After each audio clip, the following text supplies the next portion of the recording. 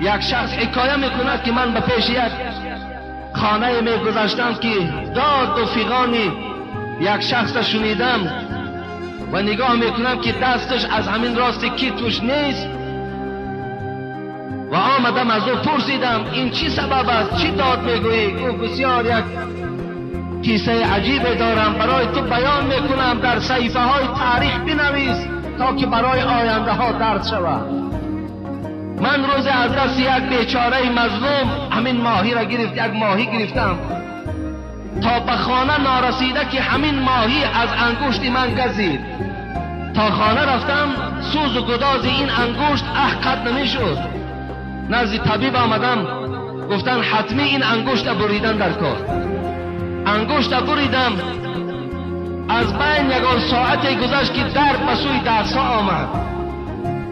باز نزد طبیب آمدم، گفت بنده خدا، گفت تا دستت اگر از آرنج بریده نشود این درد از وجود تو گم نمی شود.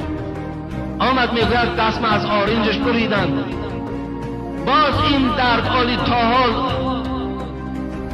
دور نشده که درد به سوی شانه آمد. طبیب گفت برادر عزیز دست از شانه بریدن در کار. تا حال با از شانه میبرن لیکن تمام بدن من میسوزد. این به خاطر چی بود؟ به خاطر آن که یک ماهی از دست یک آدم مظلوم، یک بیچاره با جبر و با ظلم گرفته شد و گفت این عاقبت آن کسی هست که ظلم در حق یک برادر مسلمان میکنه.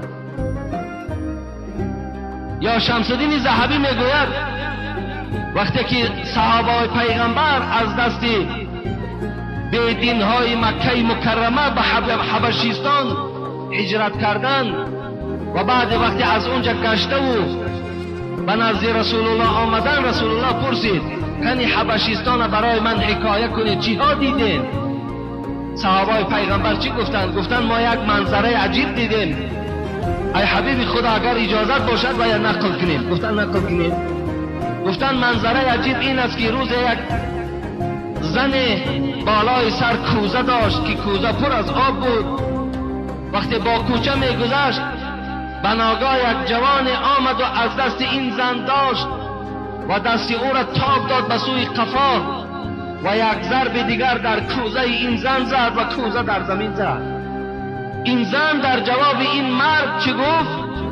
گفت ای مرد، گفت تیاری تا ببین، روز قیامت وقت پروردگار کرسی خدا میزند و اونجا قضاوت و حکم در دست پروردگار می آید، اونجا این معامله که با من کردی تو جوابش پیشگاه خدا را میگویی.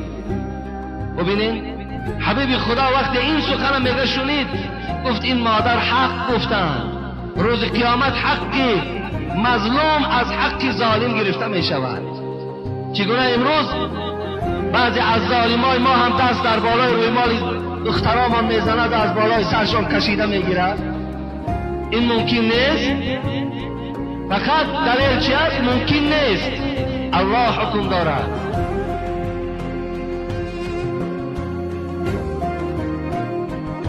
در صنف 9 و 10 اگر حامله دار شود ممکن است. اگر پدر و مادرش در خجالت و شرمندگی و در بی‌آبرویی قرار دهد ممکن است. اگر تمام بدن او را چه اهل مکتب چه اهل کوچه تماشا کند ممکن است. فقط بالای سر او در روی مال ممکن نیست. از خدا ترسیدن در کار. این ظلم است. حرام از پروردگار ظلم حرام اعلان کرده است.